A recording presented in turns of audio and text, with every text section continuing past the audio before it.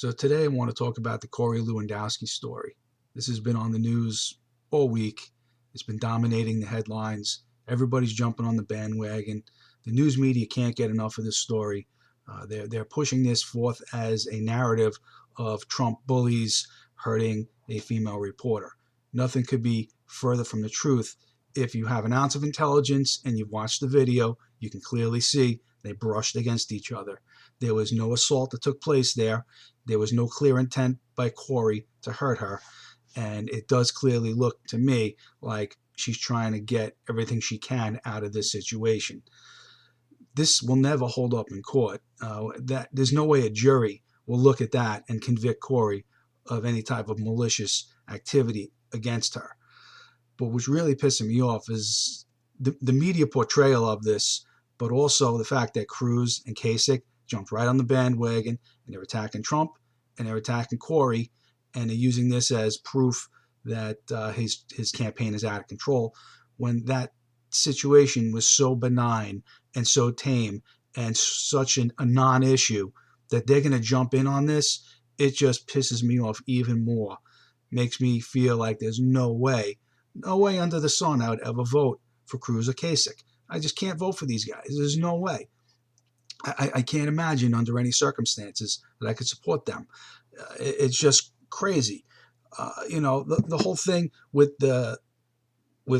Trump and Cruz's wives. That's another thing that's got me pissed. Okay, it's dirty pool to use the wives and family in politics, and it's really unheard of. But let's be honest here. All right, the Cruz campaign fired the first shot.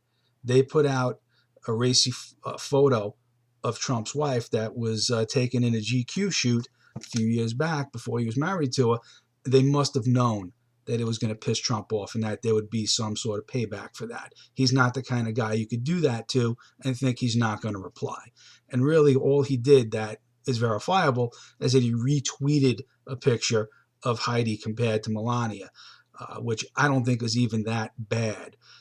By comparison to the nastiness of the photo that they put out in Utah to try and sway, these prim and proper Mormon voters was really shitty. His response by far was tame in comparison. Now, as far as the National Enquirer story, there's no proof that Trump planted that story. And in fact, it's pretty well known that the Rubio campaign was trying to sell that story for months when he was still in the campaign. And it's highly reasonable to assume that this is the remnants of that story, or that he finally did manage to get it picked up by somebody after his campaign collapsed. Again, everybody's blaming Trump for this. The media is blaming Trump for this story. Cruz obviously is blaming Trump for this story. There's no proof whatsoever that he planted it. There's none. And again, this entire Never Trump movement is just disgusting. It's this unholy alliance between the politicians and the media where they finally agree on something, and right now they agree that they don't want Trump, and it's just a disgusting shit show. I mean, it's just I can't believe it, and the whole GOP pledge now, it's collapsed completely.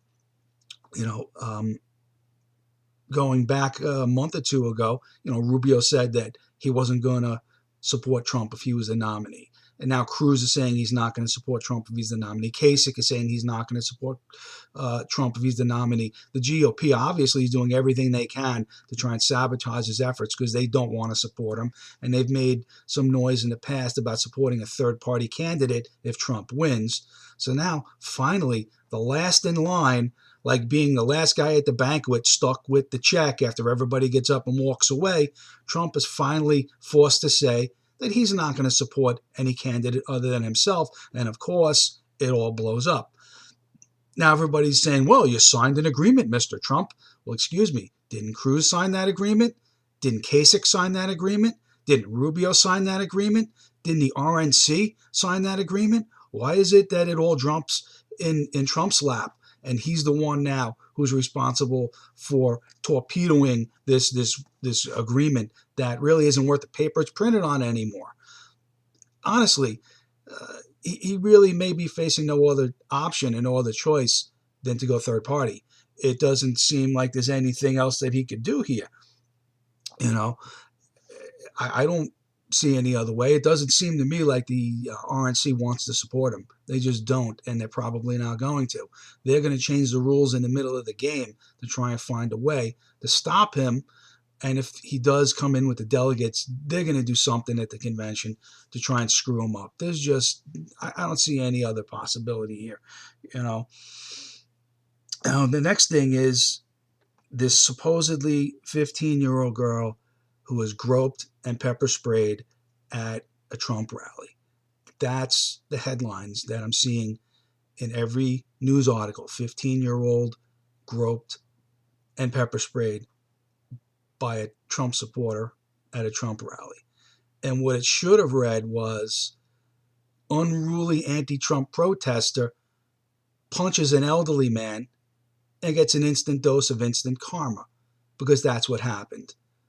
Nobody groped her. The video is very clear on that. There was nothing in the video to indicate that anybody touched her. But this is what the news media is putting out. And this is what Trump opponents are jumping on. Okay? Remember back in North Carolina when a Trump supporter punched a protester in the face, cold clocked him, cheap shotted him? Everybody was up in arms. You know, Trump supporters cheap shots a protester.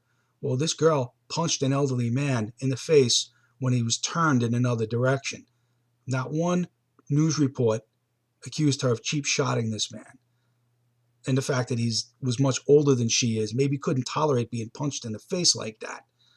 She gets blasted with pepper spray. She fucking deserved it. I'm sorry. Okay? And the reports are coming out that she's not 15. I've heard that she's as old as 19. Obviously, if you look at her, you can see she's not that young. She is, however, a brat. And, I blame poor parenting on that. If that was my daughter, I'd have smacked her in the face. If my daughter was doing that and I saw that on a video and I had to come home and see that on the news and know that it was my kid, I'd be pissed. I'd be really pissed. That's reprehensible behavior. She should be arrested for hitting that man. Okay? But yet, I read that the police are looking for the two assailants responsible for assaulting this girl. What kind of crap is that? It's just crazed. Next thing I want to get to is Trump being tripped up with the gotcha questions that they love to throw at him on abortion. I don't think anybody else has had this type of question thrown at them. This was clearly tailor-made to try and embarrass him on TV and to make him look foolish. And it's a hypothetical that is not going to come true anytime soon, so it's ridiculous to even present that as a question. But the hypothetical was, if abortion were illegal, should women be punished for having the procedure? Now, hypothetically, and I'm not taking a stand on this one way or another, at least not in this video, but hypothetically, okay, a crime is against the law. Okay, when there's a law and it's been broken, it's a crime. And for every crime, there's a punishment. So obviously, if abortion were against the law and somebody did it, it would be a criminal act and there would have to be a punishment. I'm not advocating that. I'm just stating it as an obvious fact.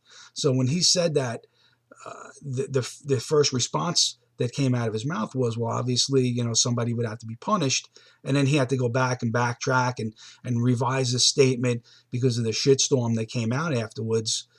It's just another clear case of trying to throw ridiculous scenarios at him that have no real correct answer to see if they can make him look foolish. It really sucks, and this week has not been a good week for Trump because everybody is attacking him with shit like this, with the Corey Lewandowski story, with the girl being pepper sprayed, with the stumbling on the question on abortion. This week has been a tough week.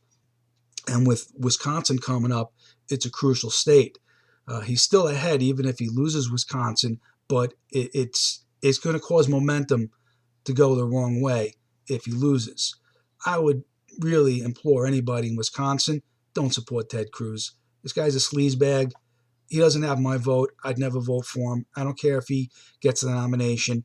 I didn't sign any pledge to the RNC. I'm not obligated to vote for whoever they nominate. And I'm voting for Donald Trump, no matter what. Even if I have to write his name in on the ballot, I'm not voting for anybody else, and neither should you.